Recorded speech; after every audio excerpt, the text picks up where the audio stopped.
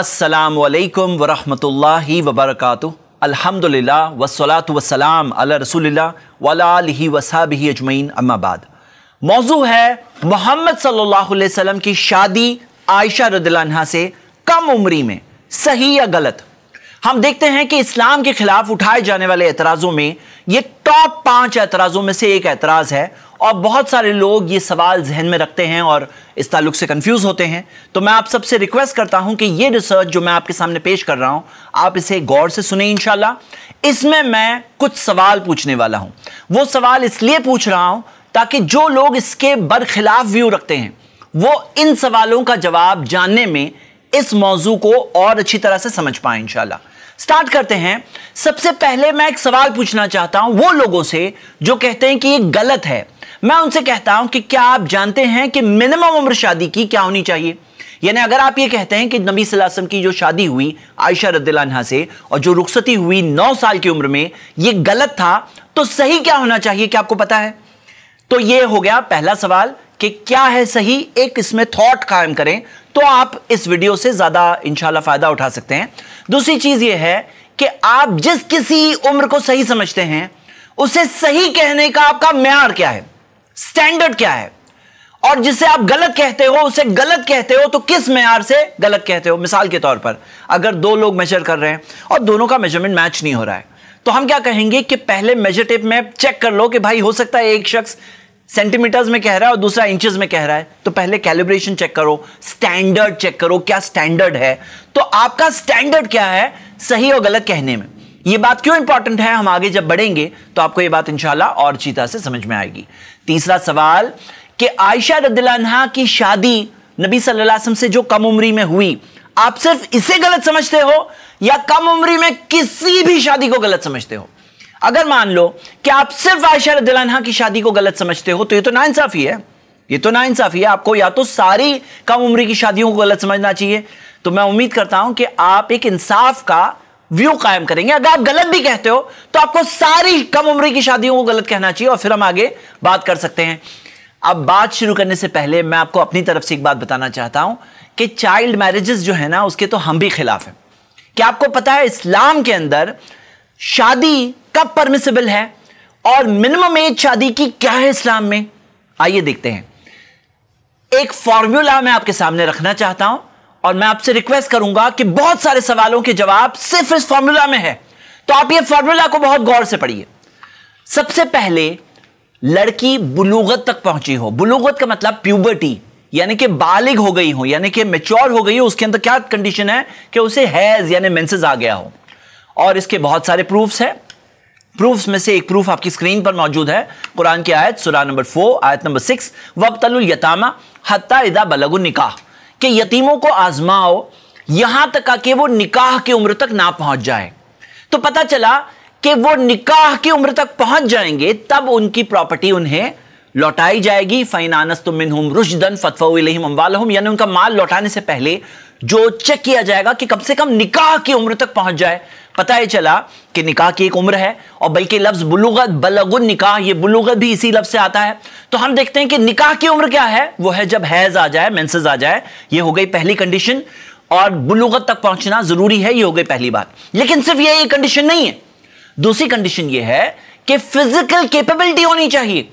अगर मान लो कि कोई लड़की है जो हैज तक तो पहुंच गई लेकिन फिजिकली कैपेबल नहीं है, मतलब जिस्मी तौर पर तैयार नहीं है, उसे नुकसान हो सकता है, उसे तकलीफ हो सकती है, तो याद रखिए सुनन इब्न माजा में एक हदीस है जो इस्लाम के कवायदुल फिक़हिया में हम देखते हैं, जो फिक़्ह के रूल्स है, जो जनरल रूल्स कैसे निकाले जाते हैं, बहुत सारे एविडेंसेस को जमा करके एक कायदा निकलता है। तो कवायदुल फिक़हिया में से एक कायदा है ला दरर वला दिरार, कोई नुकसान ना पहुंचाओ ना नुकसान लो। इसी वजह से हम देखते हैं कि स्कॉलर्स ने इस बारे में कहा है। जैसे मिसाल के तौर पर आप देख सकते हैं ये सही मुस्लिम की कमेंट्री जो इमाम नववी ने लिखी है, उसके अंदर ये चीज जिक्र है।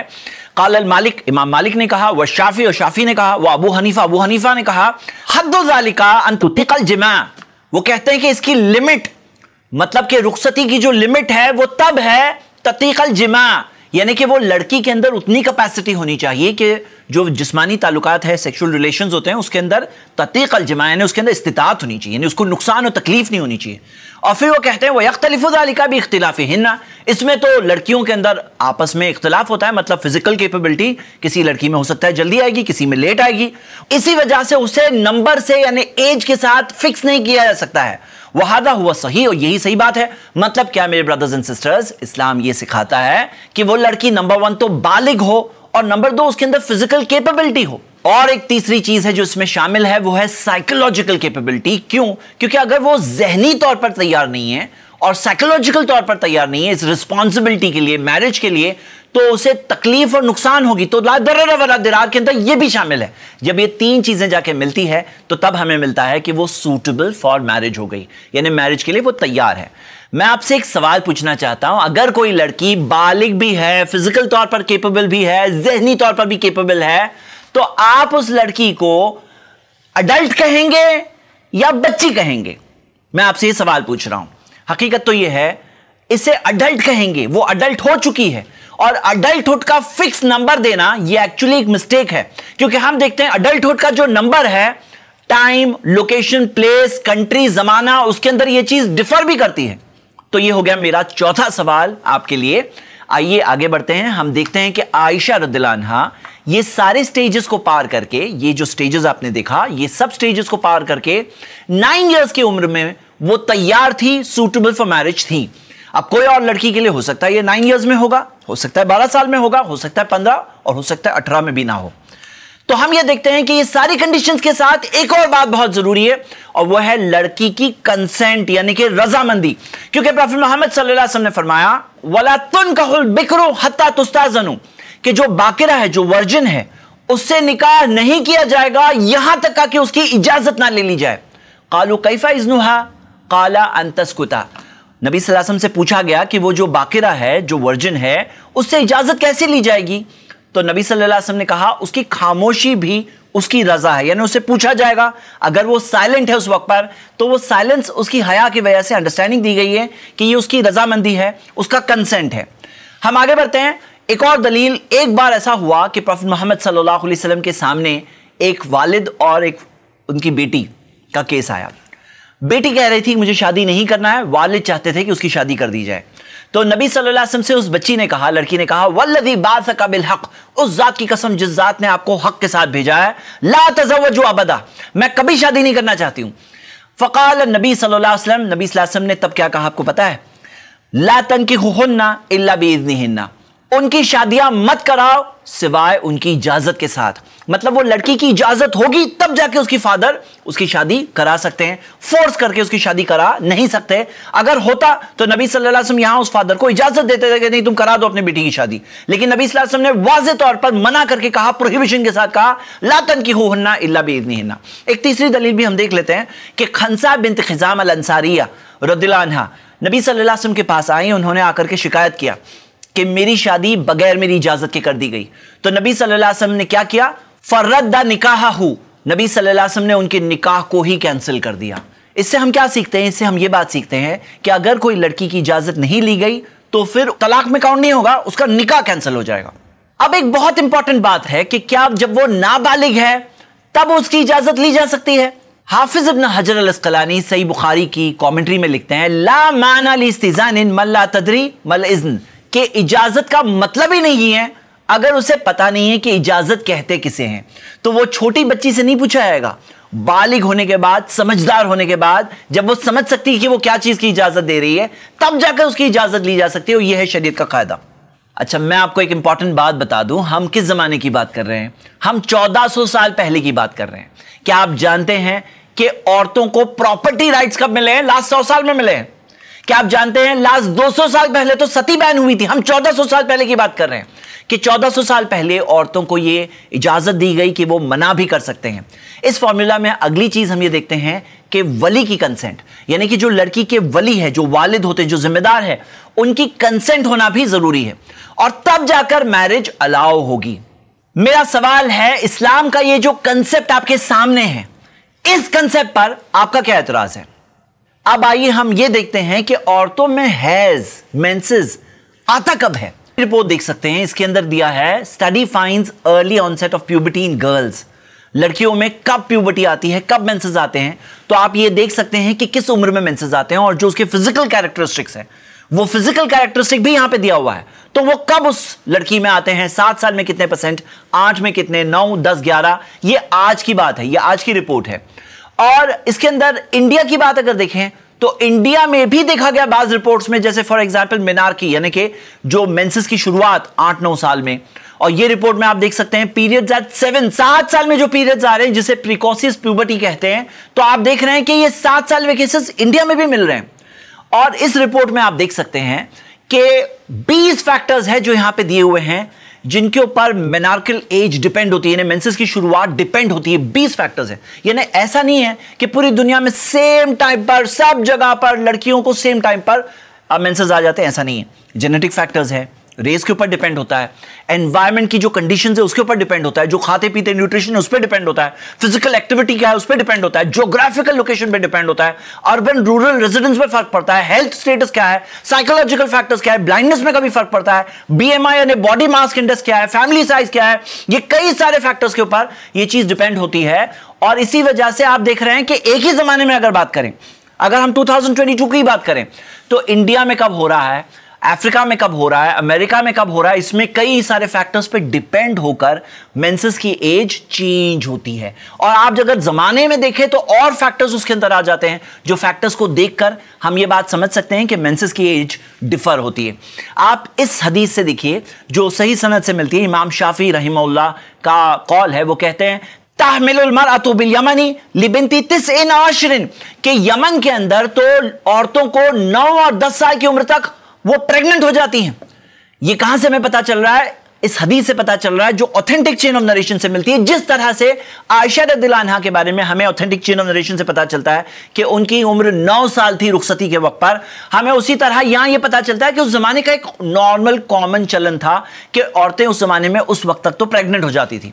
तो मेरा सवाल यह है, जो लोग आज ये दावा करते हैं, प्रोपेगेंडा करते हैं कि प्यूबर्टी हैज नहीं आता है, तो क्लियर प्रूफ दो कि किसी को भी दुनिया में प्यूबर्टी नहीं आता है कम उम्र में, तो हम आगे इस बारे में डिस्कस कर सकते हैं। और अगर नहीं तो कम से कम ये रिसर्च को आप एक्सेप्ट करो। कुछ क्रिटिक्स ऑफ इस्लाम एक सवाल पूछते हैं कि जब आयशा रज़ियल्लाहु अन्हा की रुखसती हुई, वो ये इल्जाम लगाते हैं कि उस वक्त पर वो बालिग यानी कि हैज नहीं आया था, मेंसेस नहीं आया था उन्हें। सेकेंड इल्जाम ये लगाते हैं कि उनसे इजाजत नहीं ली गई। एक मिसाल के जरिए मैं इस सवाल का जवाब देकर उनसे एक सवाल पूछना चाहता हूं। मिसाल ये है कि सपोज करिए मेरे घर में खाना बना है, चिकन बना है, तो अंडरस्टूड बात है कि वो हलाल ज़बा की हुई चिकन है।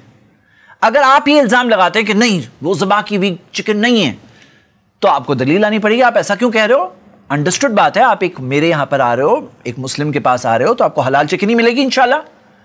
अब मेरी मिसाल तो कुछ नहीं है, मोहम्मद सल्लल्लाहु अलैहि वसल्लम तो इतने हाई लेवल के थे, उन्होंने जो उसूल सिखाए उसके मुताबिक उन्होंने जिंदगी गुजारी। अगर आप ये इल्जाम लगा रहे हैं कि आयशा रज़ियल्लाहु अन्हा की जब रुखसती हुई उस वक्त पर उन्हें हैज नहीं आया था, तो कहां से आपको ये बात पता चली। प्रूफ लाओ, कोई एक सही हदीस लाओ, ताकि ये बात जो आप कह रहे हो इसका प्रूफ मिले। कोई एक वाज़े क्लियर हदीस होनी चाहिए कि उनसे इजाजत नहीं ली गई, वो हैज की उम्र तक नहीं पहुंची थी। तो ये एक सवाल है उनके लिए, ये मेरा अगला सवाल है।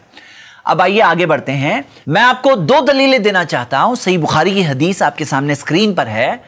आयशा रज़ियल्लाहु अन्हा बताती हैं, फ़इज़ा निस्वतुम मिनल अंसार फिल बैत, अंसार की औरतें घर में जमा हुई थी। फ़क़ुलना अलल खैरि व बरकाह, उन्होंने कहा तुम्हारे लिए खैर हो, बरकतें हो, वाला खैरि तौरिन, बेहतरीन नसीब हो, यानी वो दुआएं दे रही थी, मुबारकबाद दे रही थी। मैं आपसे सवाल पूछता हूं कि क्या कोई लड़की नहीं समझेगी हो कि क्या बात की मुबारकबादी दे रही हो? क्या वो ये नहीं कहेंगे कि आप सब यहां पे जमा क्यों हुई हो? फिर आगे पढ़िए, फासलमतनी इलैहिन्ना फस्लहना मिन शानी, कि फिर मुझे उनके हवाले कर दिया गया, उन्होंने मुझे सवारा। और हदीसों में डिटेल्स आती है कि उन्हें तैयार किया रुखसती के लिए। तो जाहिर सी बात है यहां तो कंसेंट इसमें शामिल है। मैं दूसरी हदीस आपको ये बताना चाहता हूं जिसके अंदर आता है कि जब आयशा रज़ियल्लाहु अन्हा की रुखसती के वक्त से पहले की बात थी, उनकी वालिदा चाहती थी कि वो थोड़ा सा वेट पुट ऑन कर लें, थोड़ा सा वजन उनका बढ़ जाए, तो वो अलग अलग तरह के खाने उन्हें खिलाती थी, यहां तक कि एक पर्टिकुलर टाइप का खाना उन्हें खिलाया गया। तो फसमिन तो अलैहि फअहसन समनी, तो वो कहती हैं कि वो अच्छी तरह से फिर वो थोड़ी मोटी हुई, यानी फिजिकल तौर पर भी डेवलप हुई, फिजिकल तौर पर भी रेडी थी।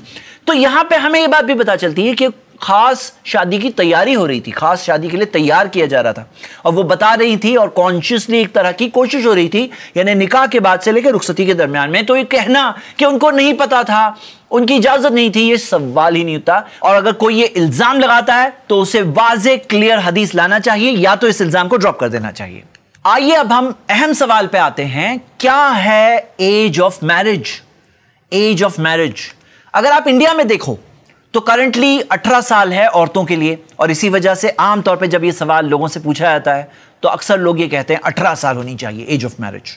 लेकिन क्या आप जानते हैं कि एक child marriage amendment bill parliament में अंडर रिव्यू है। अगर यह बिल पास हो गया तो एज ऑफ मैरिज 18 से हो जाएगी 21। यानी थोड़े दिन पहले आप ये कहते रहेंगे कि 18 साल होनी चाहिए थी मिनिमम एज ऑफ मैरिज, और फिर आपको कहना होगा नहीं 21 साल होनी चाहिए। आइए इस चीज को इवैल्यूएट करते हैं। क्या आप जानते हैं क्या है एज ऑफ कंसेंट और क्या है age of marriage? Age of consent क्या होता है? अगर आप डिक्शनरी में देखें, ये वो एज है जिसमें एक लड़का या लड़की कंसेंट दे सकते हैं, अपनी रजामंदी दे सकते हैं सेक्सुअल ताल्लुकात के लिए। शादी की बात नहीं है, शादी की इजाजत बाद में, अक्सर कंट्रीज में ऐसा है। तो एज ऑफ कंसेंट अक्सर कंट्रीज में अलग है। मिसाल के तौर पे चाइना में एज ऑफ कंसेंट 14 साल है, यानी 14 साल में एक लड़का या लड़की रजामंदी दे सकती है कि मैं सेक्सुअल रिलेशंस करूंगी किसी के साथ या करूंगा किसी के साथ। लेकिन एज ऑफ मैरिज 20 साल है लड़कियों के लिए और 22 साल है लड़कों के लिए। तो मेरा एक सवाल है, सवाल यह है कि जो लोग उंगली उठाते हैं एज ऑफ मैरिज पर, तो क्या उन्हें एज ऑफ कंसेंट पे भी उंगली नहीं उठाना चाहिए? क्योंकि बेसिकली एज ऑफ कंसेंट जब बताई जा रही है तो यह कहा जा रहा है यानी कि वो लड़का और लड़की तैयार है ताल्लुकात के लिए। इस्लाम में ऐसी दो अलग अलग उम्र नहीं है एज ऑफ कंसेंट जिसके अंदर कोई अडल्ट्री या फॉर्निकेशन जिना कर सकता है, और एज ऑफ मैरिज एक ही उम्र है। यानी कि सिर्फ सही रास्ता है, गलत रास्ता नहीं है, इमोरल रास्ता नहीं है, सही मॉरल रास्ता है विद लॉयल्टी। तो मैं आप सबको यह सवाल पूछ रहा हूं कि अगर आप एज ऑफ मैरिज पे कहते हैं ये एज ऑफ मैरिज है, तो क्या आपको एज ऑफ कंसेंट पे भी उंगली नहीं उठाना चाहिए? क्या ये इंसाफ की बात होगी नहीं होगी? अब आइए अगले पॉइंट पे देखते हैं। क्या आपको पता है एज ऑफ कंसेंट दुनिया में क्या है? आप इस वेबसाइट में जाइए ageofconsent.net, इसमें पूरी दुनिया की कंट्रीज की लिस्ट दी हुई है और वहां पे एज ऑफ कंसेंट क्या है, और अगर आप कंट्री पे क्लिक करेंगे तो आपको उसकी डिटेल्स भी मिल जाएगी। आप वहां पे देख सकते हैं कि 12 साल है कोई कंट्रीज में।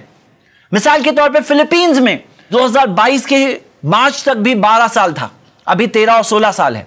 अंगोला में तो अभी भी 12 साल है। जापान में और दूसरी कंट्रीज में 13 साल। अब हम ये कहें कि नहीं हम जापान से ज्यादा समझते हैं तो एक सवाल उठता है। चाइना में 14 साल, और चाइना के अलावा 32 कंट्रीज है जहां 14 साल है। फ्रांस में 15 साल है, और फ्रांस के साथ में टोटल 25 कंट्रीज है जहां पे 15 साल की एज ऑफ कंसेंट है। यूएसए में 16 साल है, और यूएसए के अलावा टोटल मिलाकर 78 कंट्रीज है जहां पे 16 साल की एज ऑफ कंसेंट है। तो हम ये देखते हैं कि ये एज ऑफ कंसेंट डिफर होती है। यानी कि आप एक जगह पर हो, एक कंट्री में हो, आपने एक बाउंड्री पार की और बाउंड्री पार करके आप दूसरी कंट्री में पहुंच गए तो एज ऑफ कंसेंट चेंज हो गई। जो चीज यहां लीगल थी वहां इलीगल है। तो पता है चलता है कि ये एज ऑफ कंसेंट और ये जो एज जो लोग बताते हैं कि नहीं यही होना चाहिए, तो आपको ये समझ में आ रहा है। जापान वालों को 13 साल समझ में आ रहा है, चाइना को 14 ईयर समझ में आ रहा है, यूएसए को 16 साल समझ में आ रहा है। तो यहां पर यह चीज डिफर होती है, डिफर होती है। इस्लाम ने कोई उम्र नहीं दिया। इस्लाम ने एक सिस्टम बताया, has physically ready, mentally ready, यानी कि टोटली रेडी फॉर मैरिज। फिर उसके बाद लड़की कंसेंट दे, वली की कंसेंट दे, तब जाके मैरिज होगी।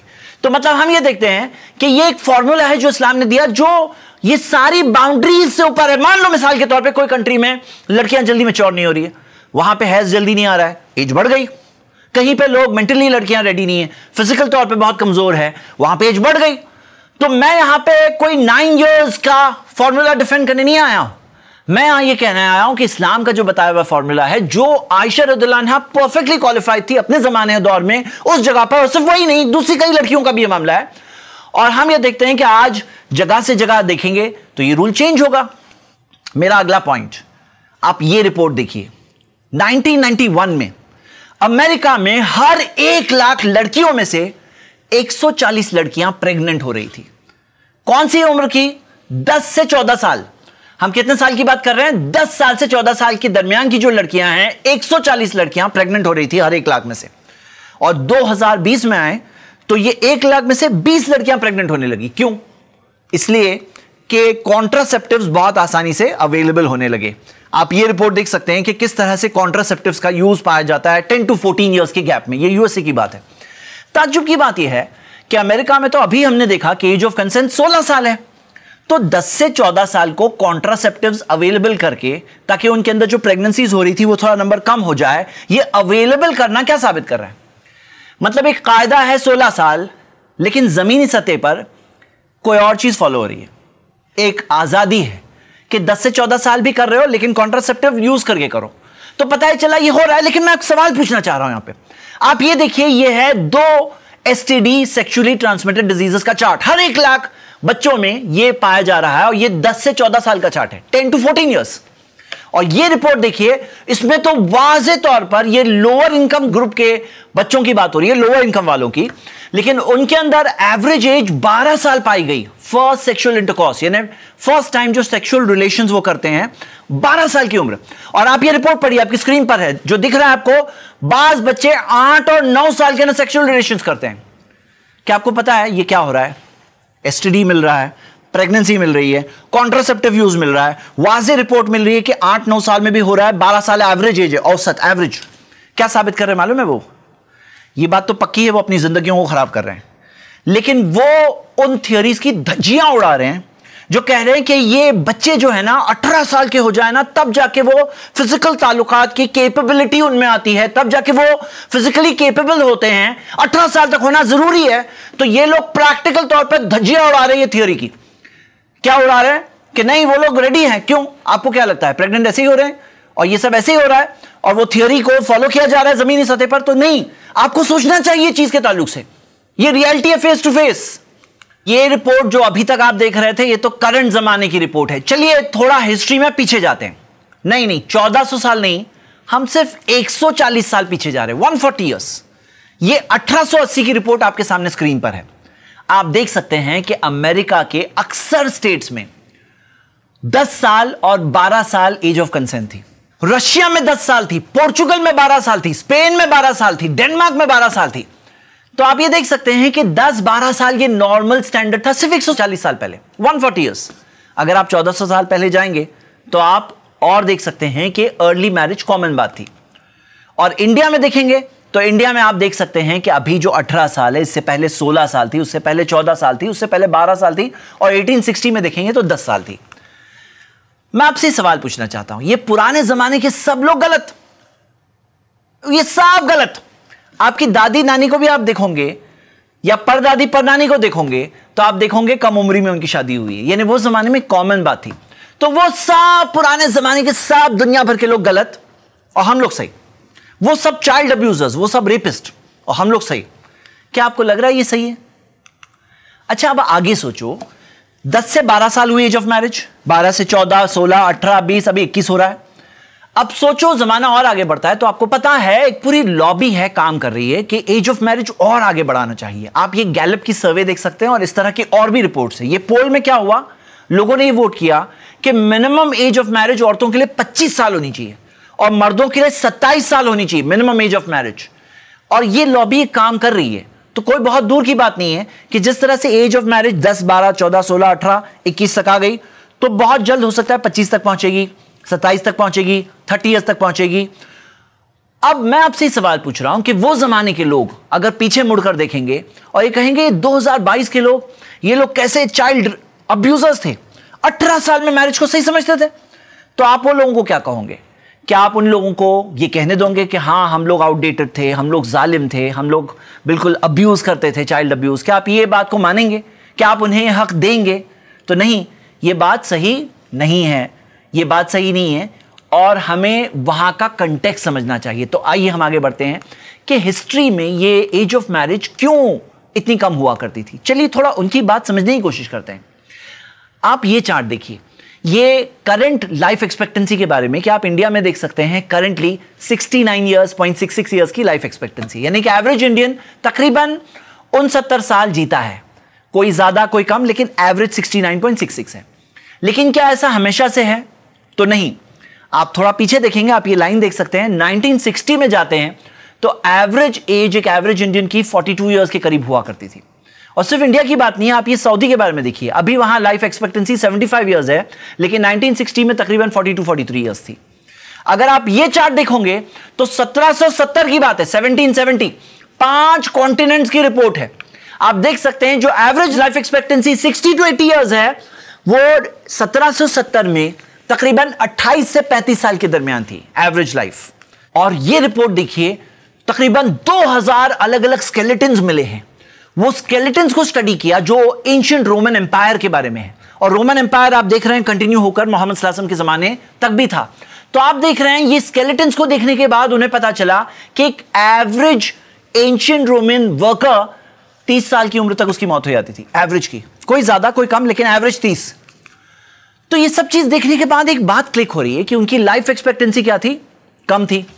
अगर आप एक और फैक्टर देखो कि चाइल्ड मोर्टेलिटी रेट, आज यूनिसेफ की रिपोर्ट देख सकते हो, हर 1000 बच्चों में से 46 बच्चे प्यूबर्टी से पहले यानी बालिग होने से पहले उनका इंतकाल हो जाता है, 1000 में से 46। लेकिन अगर आप ये रिपोर्ट देखोगे तो पुरानी सिविलाइजेशंस में 43 अलग अलग सिविलाइजेशंस का जायजा लिया गया और देखा गया 43 अलग अलग सिविलाइजेशंस थी, लेकिन एक चीज उनमें कॉमन थी, उनके अंदर चाइल्ड मोर्टेलिटी रेट इतना ज्यादा था कि 46.2%, अभी 46,000 में से है, उस जमाने में 100 में से 46 का इंतकाल हो जाता था, यानी बच्चों में से 46 के करीब बच्चे बालिग होने से पहले ही मर जाते थे।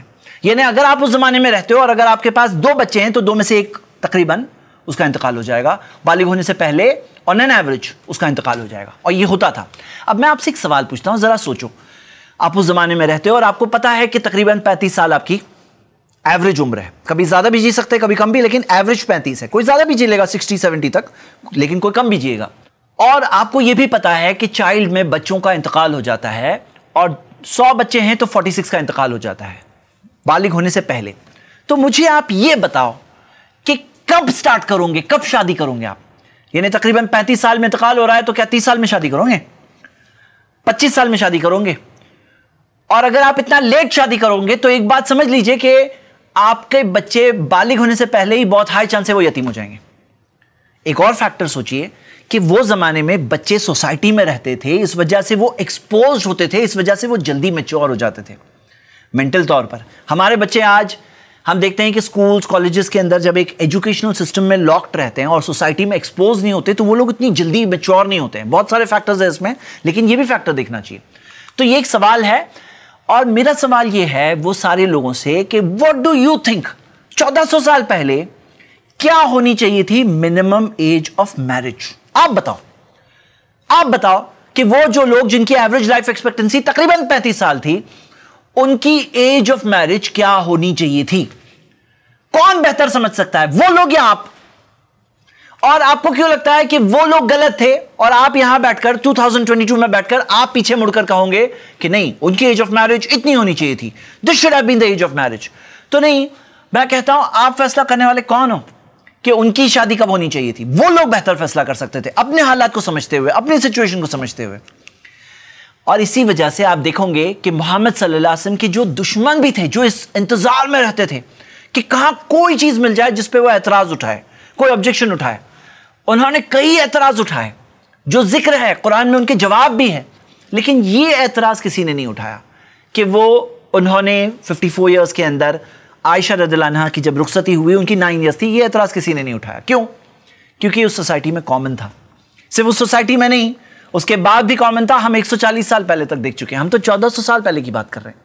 और अगर आप देखोगे वो जमाने की जो दूसरी सिविलाइजेशन थी, जैसे रोमन्स थे या जैसे दूसरे लोग थे, उनके राइटिंग्स मौजूद है, उनमें से किसी ने क्रिटिसाइज नहीं किया, क्योंकि उनमें भी ये चीज प्रैक्टिस होती थी। सवाल यह है कि मोहम्मद सल्लल्लाहु अलैहि वसल्लम की जो दुश्मन भी थे, उन्होंने दूसरे एतराज उठाए, लेकिन ये एतराज कभी किसी ने नहीं उठाया। ऐसा क्यों? अब आइए दूसरे मजहबों की तरफ आते हैं। आप देख सकते हैं कि हिंदुइज्म के 3 जो बड़ी पर्सनैलिटीज है, जैसे राम, कृष्ण और शिव, तीनों के ताल्लुक से आप रेफरेंसेस के साथ देख सकते हैं। ये रिपोर्ट मिलती है जैसे राम जी के ताल्लुक से आता है कि 6 इयर्स की उम्र में उन्होंने सीता से शादी की। कृष्णा के ताल्लुक से आता है कि उन्होंने रुक्मिणी से 8 साल की उम्र में शादी की। और शिव के ताल्लुक से आता है उन्होंने पार्वती से 8 साल की उम्र में शादी की। और सबके रेफरेंसेस मौजूद हैं हिंदू किताबों से, आप देख सकते हैं। महाभारत का ये कोटेशन देखिए कि एक आदमी जो 30 साल का है उसे 10 साल की लड़की से शादी करना चाहिए, और एक आदमी जो 21 साल का है उसे 7 साल की लड़की से शादी करना चाहिए। यही सेम बात लॉज ऑफ मनुस्मृति के अंदर भी आप देख सकते हैं।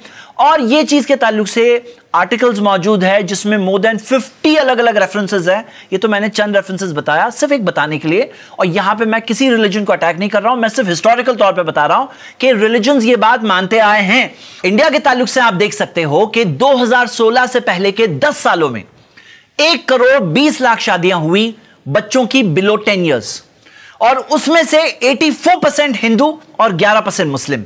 तो आप ये देखते हैं कि ये बात मानी जाती है, मासेस में ये चीज फॉलो होती है, और ये चीज मौजूद है इंटरनेशनल तौर पर। आप अमेरिका की मिसाल देखिए, अमेरिका की मिसाल में आप ये देखोगे कि चाइल्ड मैरिज को बैन करने में जो इवेंजलिस्ट है, जो क्रिश्चियन प्रीचर्स है, जो मिशनरीज है, वो लोगों का प्रेशर है अमेरिकन गवर्नमेंट पे कि चाइल्ड मैरिज को बैन नहीं कर पा रहे हैं। क्योंकि अमेरिका की रिपोर्ट देखिए कि तकरीबन पिछले 15 सालों में 2 लाख बच्चों की शादियां हुई, 2 लाख बच्चों की शादियां हुई अमेरिका में। क्योंकि कुछ स्टेट्स के लॉज के अंदर ऐसे कुछ प्रोविजन है कि जज की इजाजत से, पेरेंटल कंसेंट से कम उम्र में, यहां तक कि आप देख सकते हो कि 10 साल में भी शादी हुई। अभी के जमाने की बात कर रहे हैं हम, पुराने जमाने की नहीं बात कर रहे हैं। 10 साल की लड़की की भी हुई, 11 साल के लड़के की भी हुई, और कई सारे ऐसे माइनर्स की शादी हुई। अमेरिका की बात कर रहे हैं। अच्छा, मैं एक चीज नोटिस कर रहा हूं कि बताते टाइम पे मैं भी बच्चे बच्चे बोल रहा हूं, लेकिन हकीकत में उनमें से कितने रियली बच्चे हैं नहीं है, ये बात सोचनी चाहिए। देखो, अगर कोई रियली माइनर है ना, तो हम भी उस चीज़ को अपोज करते हैं। छोटा बच्चा है या बच्ची है जिसको मेंसेस भी नहीं आए हैं, फिजिकली रेडी नहीं है, मेंटली रेडी नहीं है, उसकी शादी की जा रही, गलत है ये बात, हम भी आपके साथ हैं। लेकिन अगर मान लो वो फिजिकली रेडी है, उसको मेंसेस आ चुके हैं, मेंटली रेडी है, और अगर आप कहो कि नहीं नहीं तुम 18 साल नहीं हुए ना, तुम बच्चे हो। अब इमेजिन करिए प्रेग्नेंट होकर आ रहे हैं, सेक्सुअली ट्रांसमिटेड डिजीजेस हो रही है, लेकिन नहीं नहीं तुम बच्चे हो। तो ये बात क्या आपको समझ में आ रही है? जब इंटरनेशनल तौर पर ऐसी कोई उम्र कैद नहीं है, अलग अलग उम्रें मिलती है, तो हमें भी सोचना चाहिए। चलिए आइए क्रिश्चियन स्क्रिप्चर्स के ताल्लुक से देखते हैं। तो न्यू एडवेंट जो एनसाइक्लोपीडिया है उसमें आप ये देख सकते हैं, और यही सेम चीज जो Oxford dictionary of the Bible है उसके अंदर भी दिया हुआ है कि मैरी के ताल्लुक से उनकी जब शादी हुई तो वो 12 साल की थी, और जोसेफ द कारपेंटर के साथ हुई जिनकी उम्र तकरीबन 90 साल की थी। ऑफ कोर्स इस्लामिकली हम इस बात को नहीं मानते हैं, लेकिन क्रिश्चियन सोर्सेज में ये बात मेंशन्ड है, तो आप वो चीज देख सकते हैं।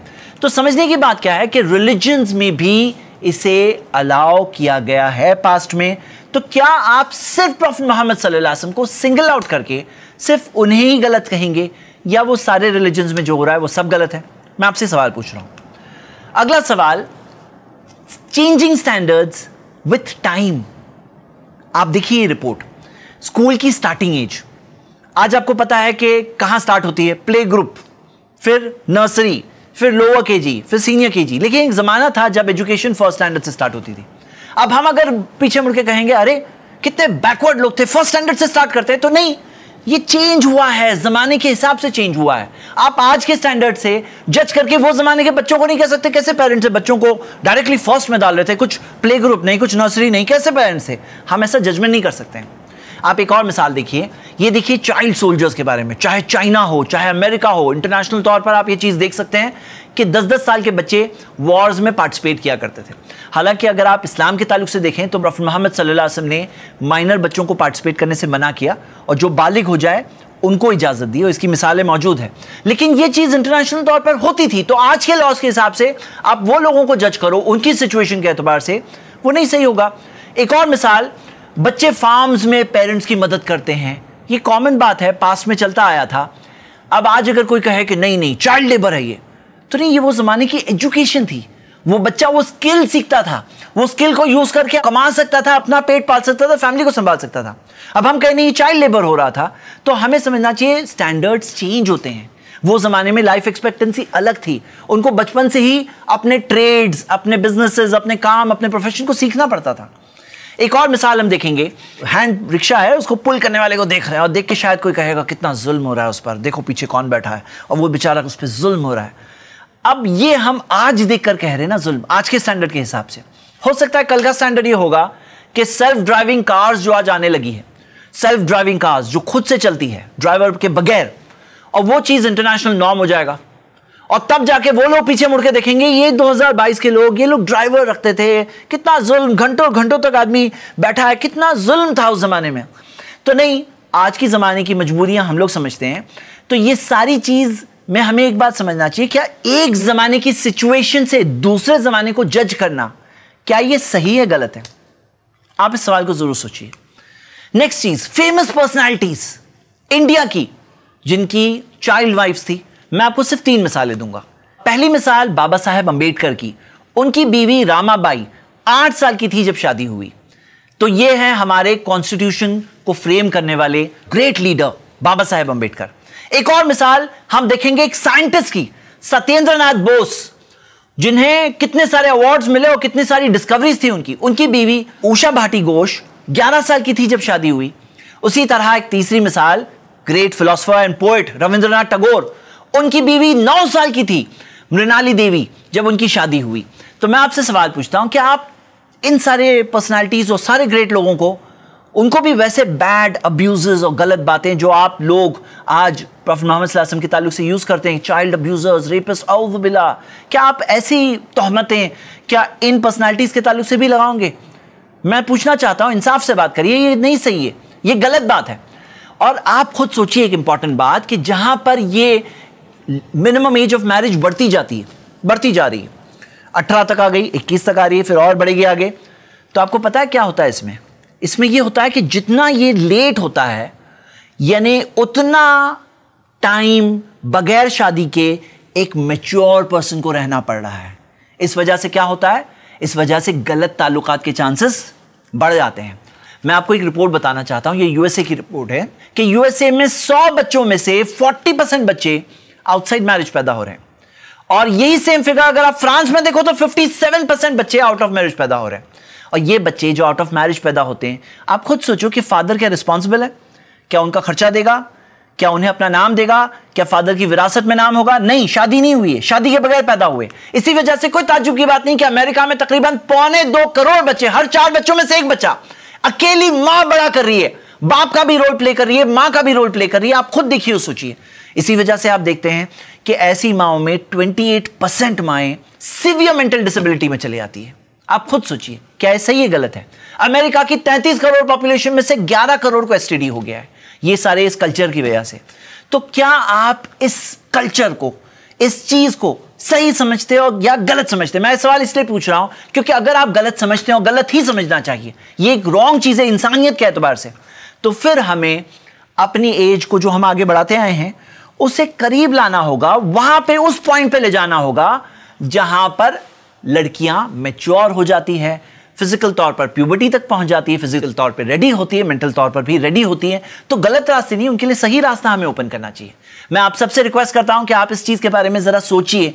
और इस्लाम ने वो फॉर्मूला दिया जो कोई एज नहीं है, जो ये सारे चीजों के डेवलपमेंट के ऊपर डिपेंड होता है। यहां तक जो हमारी बातें हुई, ये बातें सुनकर बहुत सारे लोग अपनी 18 साल की उम्र का ये बैरियर दिमाग से निकाल देते हैं, और पीछे मुड़कर हम देखते हैं तो 10 साल, 12 साल, 140 साल पहले था। और अभी इस जमाने में देखते हैं तो कहीं किसी कंट्री में 12, 13, 14, 15, 16 साल दिख रहा है एज ऑफ कंसेंट। और रिलीजन्स में देख रहे हैं तो रिलीजन्स भी अलाउ करते थे। और इलीगल रिलेशंस देखते हैं, इलिसिट रिलेशंस, तो वो लोग भी इलीगल रिलेशंस कम उम्रों में कर रहे हैं। पता ही चलता है कि वो फिजिकली साबित कर रहे हैं कि वो रेडी हैं। तो ये सबसे एक बात तो क्लियर हो गई। अब एक बड़े एतराज की तरफ लोग बढ़ते हैं, वो कहते हैं एज गैप। वो कहते हैं आयशा रदियल्लाहु अन्हा, मोहम्मद सल्लल्लाहु अलैहि वसल्लम का जो एज गैप था, ये बहुत बड़ा गैप था, ये बहुत जुल्म था उस यंग वाइफ पर। मोहम्मद सल्लल्लाहु अलैहि वसल्लम 54 ईयर्स ओल्ड, और आयशा रदियल्लाहु अन्हा के ताल्लुक से रॉन्गली वो 6 ईयर्स बोलते हैं। वो 6 ईयर्स उस टाइम पे नहीं थी। जब नबी सल्लल्लाहु अलैहि वसल्लम 54 ईयर्स थे तो आयशा रदियल्लाहु अन्हा की एज तकरीबन 9 ईयर्स थी, और रुखसती के टाइम पे 9 ईयर्स थी। तो एटलीस्ट एक्यूरेटली स्टेट करना चाहिए। लेकिन सवाल अपनी जगह पर है, आइए इसका जवाब देखते हैं। सबसे पहले जो इस्लाम के अंदर जो ये फॉर्मूला है, आपने देखा कि कोई लड़की प्यूबर्टी पहुंची हो, फिजिकली रेडी हो, मेंटली रेडी हो, वो टाइम पे हम उसे अडल्ट कंसिडर करते हैं। मैंने आपको ये सवाल पीछे पहले पूछा था, क्या आप उससे चाइल्ड कहेंगे, अडल्ट कहेंगे? वो अडल्ट है उस टाइम पर।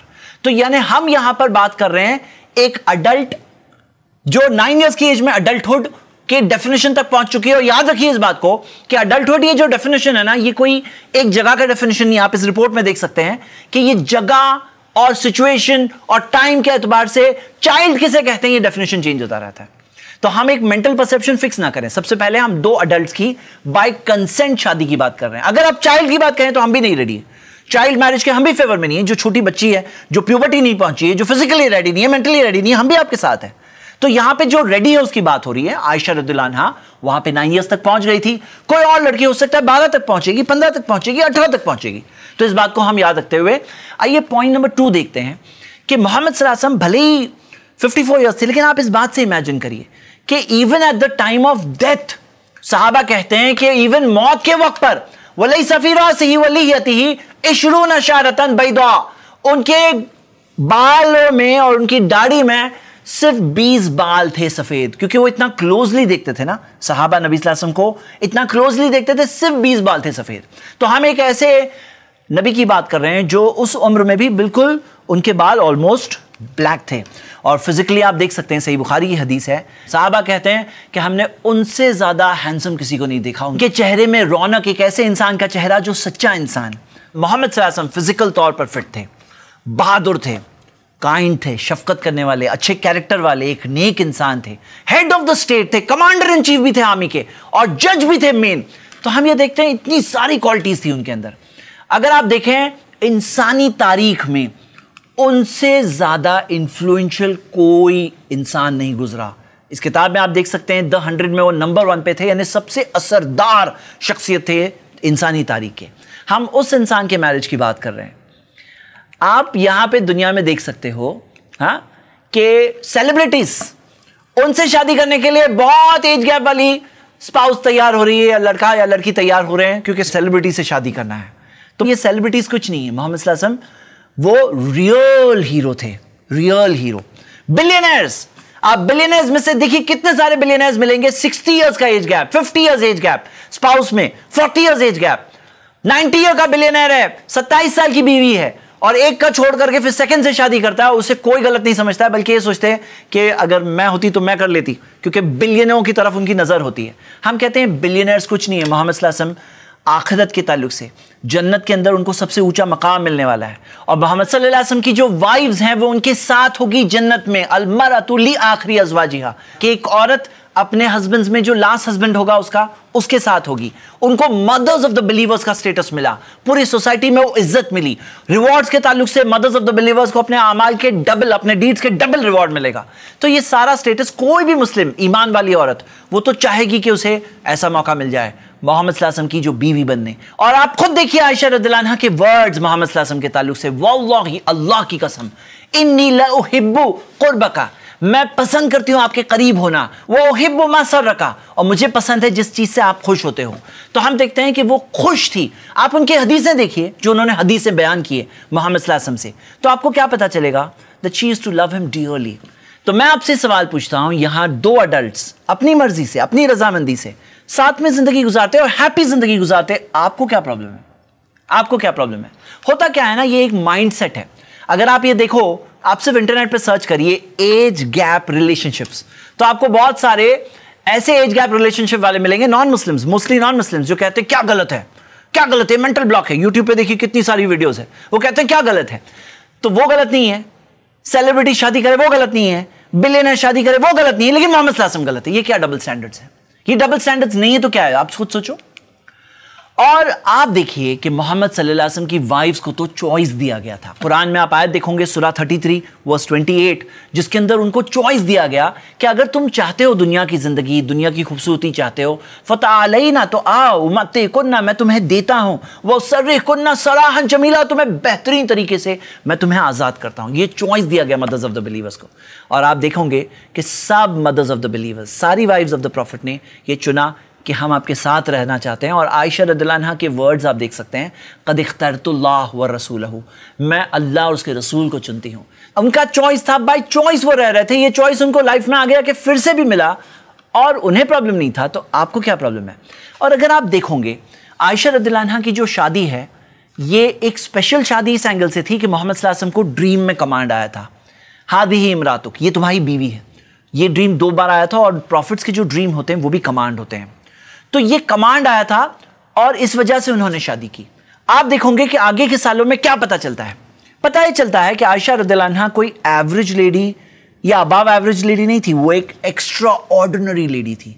उनके एक्स्ट्रा ऑर्डिनरी आउटस्टैंडिंग कॉन्ट्रीब्यूशन थे कि आप देखोगे हदीस के फील्ड में टॉप 4 नरेटर्स ऑफ हदीस जो है, जो हदीस स्टेटमेंट्स ऑफ द प्रॉफिट सल्लल्लाहु अलैहि वसल्लम बयान करने वालों में 4th नंबर पे हैं। वो 2210 हदीसें उन्होंने बयान की। हमारे लिए हमारे प्रॉफिट सल्लल्लाहु अलैहि वसल्लम एग्जाम्पल है। लेकिन हमें घर के अंदर उन्होंने कैसे लाइफ गुजारी, घर में क्या करते थे, वाइफ के साथ उनके रिलेशंस क्या थे, फैमिली के साथ वो कैसे रहते थे, क्लीनलीनेस के मसाइल हैं, औरतों के स्पेशल मसाइल के ताल्लुक से उन्होंने क्या गाइडेंस दी, ये सब डिटेल्स एक लेडी दे सकती थी। उनके घर के अंदर जो लेडी हो, उनकी वाइफ हो। और वाइफ्स ऑफ द प्रॉफिट में आप देखेंगे सबसे बड़ा आउटस्टैंडिंग लेवल ऑफ इंटेलिजेंस, उनकी outstanding level of knowledge Ayesha रज़ियल्लाहु अन्हा मिलेगी। आप खुद देख सकते हो कि जो फतवे रिकॉर्ड होते हैं, फतवाज जो जजमेंट्स एंड रूलिंग्स रिकॉर्ड होती है, उसके अंदर टॉप 6 जिनके रिकॉर्ड हुए उसमें से एक आयशा रज़ियल्लाहु अन्हा है।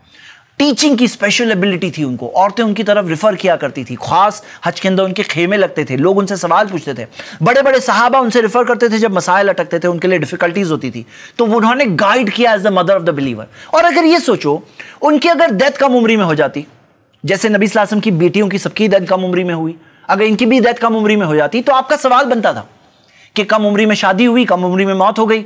लेकिन हम देखते हैं कि उनकी उम्र भी थी 67 ईयर्स तक वो जिंदा रही। उन्होंने एक लंबे वक्त तक उम्मत को गाइड किया, उनको रास्ता बताया, उनमें टीचिंग एबिलिटी थी, नॉलेज थी। तो आप इस बात को देखकर जरा गौर करिए, जो डिवाइन विजडम था, जो उस ख्वाब के अंदर जो कमांड था, आगे के सालों में वो साबित हुआ। अगर वो इतनी बड़ी स्कॉलर नहीं बनती, अगर उनके पास ये सारी चीजें नहीं होती, अगर कोई सिखाने की एबिलिटी नहीं होती, अगर कोई बताने की एबिलिटी नहीं होती, तो फिर बात जाके सही साबित हो सकती थी कि हाँ क्या फायदा हुआ इस मैरिज से। लेकिन आप देख रहे हैं कि ये मैरिज कितनी फायदेमंद थी इस उम्मत के लिए कि आज तक हम उसके बेनिफिट्स को फील करते हैं। और एक और एंगल सोचिए, इस्लाम आने से पहले जमाने जाहिलियत में औरतों पे बहुत जुल्म होता था, और वो जमाने में जो जुल्म होता था वो रोकने वाली फोर्स क्या थी? इस्लाम। इस्लाम ने वो जुल्म को रोका। कुरान में उस जुल्म को रोका गया है, हदीसों में उसके खिलाफ बातें हैं। लेकिन साथ साथ में डिवाइन विजडम ये भी देख सकते हैं कि सीन पर काफी एक लंबे वक्त तक एक ऐसी लेडी है जो आउटस्पोकन लेडी है, आयशा रज़ियल्लाहु अन्हा। आउटस्पोकन है, बात करने वाले, जिन्होंने औरतों के राइट्स को, विमेन्स राइट्स को कई बार डिफेंड किया। और ये चीज हम देख सकते हैं, ये भी एक डिवाइन विजडम में से है। और एक और चीज मैं आपसे बताना चाहता हूं कि आपको पता है इंडियन सब कॉन्टिनेंट में क्यों इस चीज को बहुत बुरा समझा जाता है? एज गैप इसलिए बुरा समझा जाता है कि हस्बैंड का इंतकाल हो जाएगा और फिर वो लड़की से कौन शादी करेगा? बेवाओं से, यानी विडो से, मुतल्लका, डिवोर्सी से कोई शादी नहीं करता है। तो जब ऐसा होता है, ऐसी सोसाइटी जब बनी हुई होती है, तो इसमें लोगों को तकलीफ होती है और अंडरस्टैंडेबल है। और कोई कंपलसरी नहीं है कि आप कम उम्री में अपनी बच्ची की शादी कराओ, कोई कंपलसरी नहीं है इस्लाम के अंदर। ये परमिसिबल की बात हो रही है अगर वो सारी कैरेक्टरिस्टिक्स पूरी कर रही है तो। अगर वो फिजिकली मैच्योर है, अगर उसे मेंसेस आ चुका है, सब सारे कंडीशंस आई होप आपको अभी तक तो याद हो गए होंगे, और कंसेंट है उसकी तो। लेकिन अंडरस्टैंडेबल बात क्या है कि यहां पे बच्चियों से फिर शादी करने वाला कोई नहीं होता। लेकिन अगर आप एक प्योर इस्लामिक सोसाइटी देखोगे जैसे मोहम्मद सल्लल्लाहु अलैहि वसल्लम ने डिजाइन किया, तो आप देखोगे फातिमा बिन्त कैस रज़ियल्लाहु अन्हा के हस्बैंड ने उनको तलाक दिया, उनका वेटिंग पीरियड खत्म होता है, उनके सामने 3 प्रपोजल्स हैं, वो ये सोच रही हैं कि इनसे शादी करूं, इनसे शादी करूं। मोहम्मद सल्लल्लाहु अलैहि वसल्लम से मशवरा कर रही हैं तो उन्होंने कहा कि नहीं, उससे करो, 3rd। आप देखोगे अस्मा बिन्त उमैस रज़ियल्लाहु अन्हा, उनके शौहर जाफर बिन अबी तालिब का इंतकाल हुआ, शहीद हुए वो। वेटिंग पीरियड खत्म होता है, उनके सामने प्रपोजल्स हैं, वो सोच रही हैं किससे शादी करें, उन्होंने अबू बकर रज़ियल्लाहु अन्हु से शादी किया। तो आप ये देख रहे हो, ये सोसाइटी इस तरह से हुआ करती थी। तो वो सोसाइटी में कोई प्रॉब्लम नहीं है, और हमें इस बात को समझना चाहिए कि क्यों इस चीज को गलत समझा जाता है। तो मैं सवाल पूछता हूं कि क्या आप सब एज गैप वाली शादियों को गलत कहते हैं, और किस बुनियाद पे गलत कहते हैं? What is your basis? आइए हम आखिरी पॉइंट पर आते हैं कि क्या आयशा रज़ियल्लाहु अन्हा एक विक्टिम ऑफ चाइल्ड अब्यूज थी? क्योंकि बहुत सारे लोग ये इल्जाम लगाते हैं कि मोहम्मद सल्लल्लाहु अलैहि वसल्लम चाइल्ड अब्यूजर थे, नऊजुबिल्लाह। सवाल ये उठता है कि अगर आप किसी पे इल्जाम लगाओ तो विक्टिम में भी वो चीज मिलनी चाहिए। मिसाल के तौर पर अगर आप किसी से कहो कि तुमने उसको गोली मार दी है, तो जो विक्टिम है उसके ना गोली तो मिलनी चाहिए ना, कुछ उसके असरात तो दिखने चाहिए, गोली लगी है उसे, कुछ तो मिलना चाहिए ना। क्या आयशा रज़ियल्लाहु अन्हा कोई विक्टिम ऑफ चाइल्ड अब्यूज थी? तो क्या आपने देखा है कि चाइल्ड अब्यूज के जो विक्टिम्स होते हैं उनका क्या हाल होता है? उनका ब्रेन डेवलपमेंट इंपेयर्ड हो जाता है, रुक जाता है, फिजिकल तौर पर उन पर असर आते हैं, साइकोलॉजिकल तौर पर असर आते हैं, रिलेशनशिप्स कायम नहीं कर पाते हैं, उनमें बिहेवियरल प्रॉब्लम्स आ जाते हैं, दूसरों के साथ अब्यूजिव बन जाते हैं, और कई सारे असरात के बाद उनके अंदर अक्सर अर्ली डेथ मिलती है। ये सारी चीजें क्या आयशा रज़ियल्लाहु अन्हा में मिल रही हैं?